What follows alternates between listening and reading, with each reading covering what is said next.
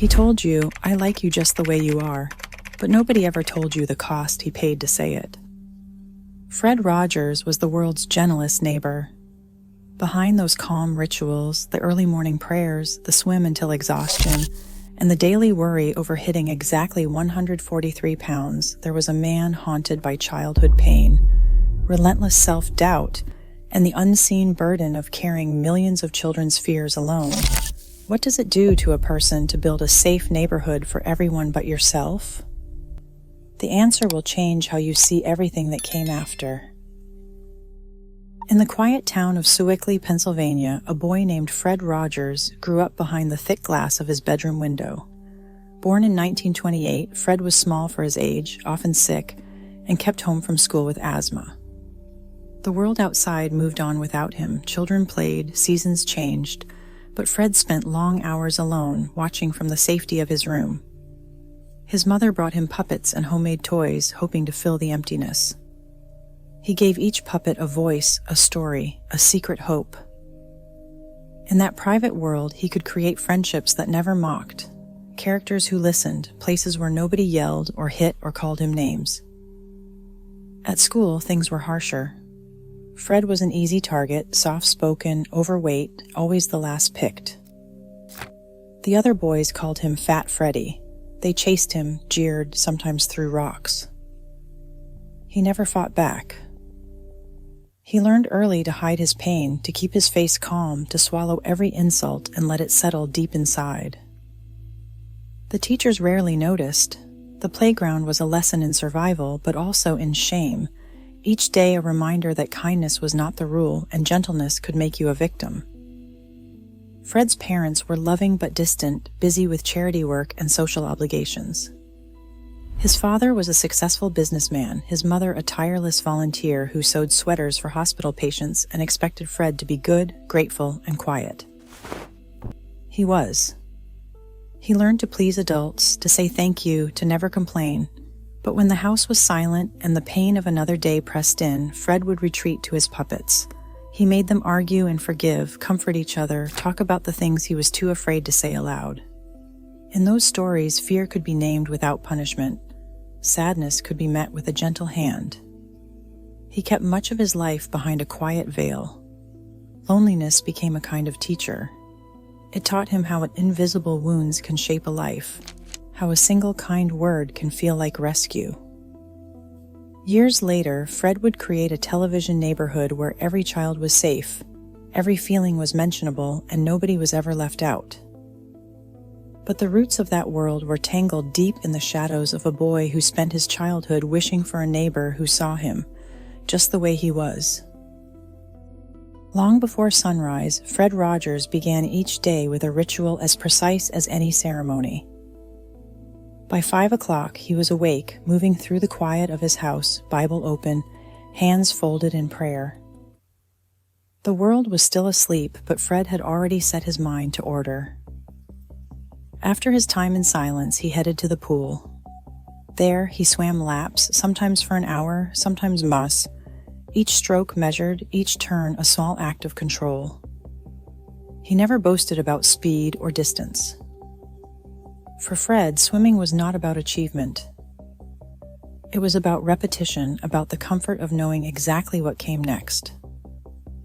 The water was predictable. It never bullied, never shouted, never changed the rules without warning. Discipline shaped every corner of his life. Breakfast was simple, eaten at the same time each morning. His clothes were chosen with care. But nothing was more telling than the number he carried on the bathroom scale, 143. For decades, Fred kept his weight at exactly 143 pounds. He weighed himself every day, watching the dial until it landed on those 3 digits. To anyone else, it might seem odd, even obsessive. For Fred, it was a message, one he repeated to himself as much as to anyone else. 1 letter for I, 4 for love, 3 for you, 143, I love you.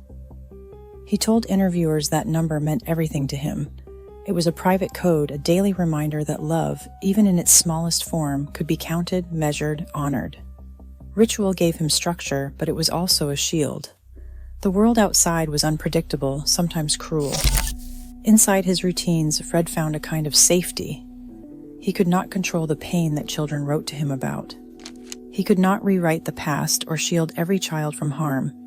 But he could swim, lap after lap, until his breathing slowed and his thoughts quieted. He could step on the scale and see proof that something in his life stayed steady. In the neighborhood, everything had its place: the cardigan, the sneakers, the trolley's gentle bell. Off camera, the same rules applied. Routine was his armor against chaos. Those who knew him best saw how tightly he clung to these patterns. The pool, the prayers, the numbers were not quirks. They were lifelines. When discouragement crept in, when the weight of so many children's stories pressed down, Fred returned to these rituals. He never called it depression, he called it getting quiet, centering, finding my ground. But beneath the calm, there was always the sense of a man holding himself together, one careful habit at a time. For Fred Rogers, discipline was not a performance. It was the scaffolding that let him stand upright in a world that so often tried to knock him down. The world would soon ask more of him than any ritual could hold. But for now, in the hush of early morning, Fred swam and counted and prayed, not to become perfect, but to keep from falling apart. The letters arrived every day, 15, sometimes 30, sometimes more, stacked in neat piles on the desk at WQED. Some were scrawled in crayon, others typed by parents, a few barely legible through the stains of tears or shaky handwriting. Fred Rogers read them all. He insisted on it. He believed every child deserved to be heard, no matter how small or broken their voice. Most children's television hosts never saw the mailroom. Fred made it his first stop each morning. He opened envelopes with trembling corners and careful hands. Some letters were light, drawings of trolleys, notes about birthdays, questions about the puppets. But mixed in were stories no child should ever have to write, pages filled with confessions of being hurt, bullied, called names, left out. Some spoke of parents who screamed or hit, of siblings lost to illness, of loneliness so deep it felt like drowning. A few letters whispered about wanting to disappear altogether. These were not rare. They came week after week, year after year, from every part of the country. There was no filter, no professional to step in and soften the blow. Therapists and counselors have teams, supervisors, people to help process the pain they absorb. Fred had only his own heart. He read letters from children who said the neighborhood was the only place they felt safe, the only place someone seemed to care. He read letters from parents, desperate for advice, confessing their own failures or grief. He read about abuse, neglect, divorce, death, and the silent ache of being invisible at home or at school. The weight of this mail grew heavier as the years passed. On some days, the letters blurred together into a single, overwhelming plea. See me, help me, save me. Fred never turned away. He wrote back sometimes late into the night, crafting replies that spoke directly to each child's fear or sorrow. He tried to offer hope, to remind them they mattered. He wrote to parents too, urging gentleness, patience, and forgiveness. He kept samples of the hardest letters, not as trophies, but as reminders of the responsibility he carried. A colleague once said that Fred treated every letter as if it were the only one. He carried their pain, and he let it shape the neighborhood. Episodes about anger, loss, and fear were born from the mailbag. But absorbing so much sadness day after day left marks no one could see. The world watched a man who seemed endlessly kind. Few understood what it cost him to be the safe place for so many children in pain. When disaster struck, the nation looked for comfort in a single, familiar voice. In January 1986, the Space Shuttle Challenger exploded live in front of millions of children. Phones rang at WQED and PBS. Producers, parents, and teachers all wanted to know what Mr. Rogers would say now. Fred sat at his desk, pen in hand, searching for words that could make sense of the senseless. He drafted lines, crossed them out, and started again. Every phrase had to be gentle, honest, and just enough for a child's heart to bear. He finally found the language he thought a child could hold. Big people get very sad too. Sometimes things happen that just do not make sense. He spoke slowly, allowing the silence to fill in what words could not. There was no script for this kind of pain, only the hope that kindness could steady a world gone off its axis. This was not a one-time burden. Whenever tragedy struck, an assassination, a bombing, a school shooting, Fred was summoned to explain the unexplainable. He carried the weight of these moments like stones in his pockets. Each time, he worried whether the right words would be enough to keep one more child from despair. He agonized over every sentence, knowing that millions of parents and teachers would echo his message, hoping it would hold back the darkness for just another day. By September 2001, Fred was 73. He had already spent decades absorbing the world's sorrow, translating it into gentle reassurance for children too young to understand violence. After the attacks on September 11, 2001, PBS executives called again. America was raw and frightened. They needed him to speak not as a pundit or a politician, but as the one person children still trusted to tell the truth without cruelty. Fred sat down in front of the camera, older and more fragile than before. He offered what he had always taught. Look for the helpers, get them. You will always find people who are helping. The message was simple, and it cost him dearly. Friends later recalled how drained he seemed, how the weight of a grieving country pressed on his shoulders. The world wanted Mr. Rogers to make everything safe again. Even he knew there were wounds too deep for words. Every time the world shattered, Fred was asked to gather the pieces for children who had no protection. He never refused, and he never deflected the call. But each tragedy left its mark. The cardigan and the calm voice were not shields against sorrow, they were all he had to offer in a world that kept asking for more. The burden was never just his own. It was the pain of a nation carried quietly by the man who promised to be every person's neighbor. James was born in 1959. John was born in 1964. They were two boys who shared their father with millions of strangers. At home, Fred Rogers was gentle and patient, but often somewhere else entirely. Work never really ended. Letters from desperate parents and wounded children followed him into the kitchen, the living room, even on family vacations. His sons remember a father who listened with care but who seemed distracted, always carrying the invisible burdens of other people's pain. For James and John, having Mr. Rogers as a father was both a blessing and a shadow.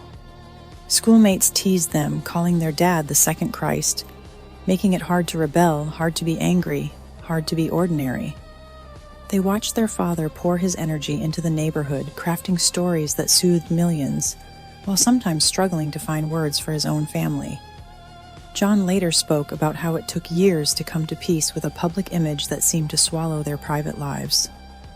Jim once described the pressure of being the good man's child and the resentment that simmered when his own struggles were overlooked. Fred's love was real, but so was his absence. The man who taught the world how to listen sometimes had nothing left to give at home.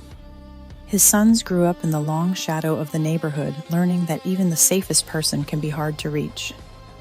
For them, the cardigan and the calm voice were constant reminders of a father who belonged to everyone, and at times belonged to no one at all. Ordained as a Presbyterian minister in 1963, Fred Rogers never wore a collar on television.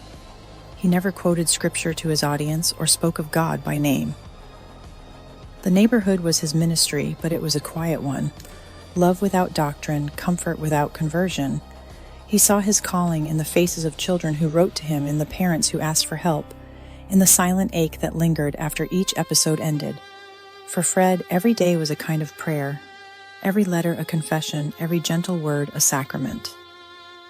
As the years passed and the world grew louder, Fred wondered if his gentle approach could still reach children through the static of violence and cynicism. He watched as news cycles sped up, as media became harsher, as the wounds in the world seemed to multiply.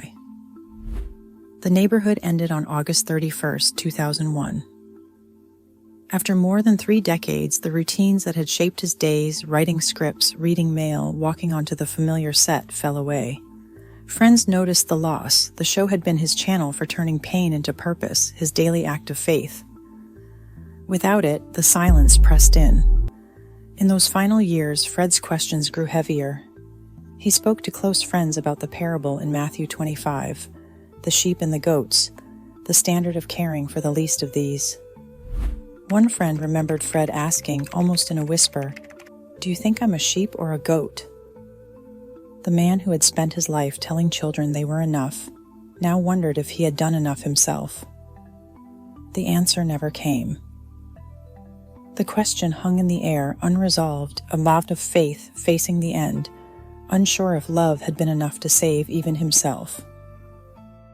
Even now, millions turn to gentle voices to ease childhood wounds, rarely asking what it costs to be the safe one.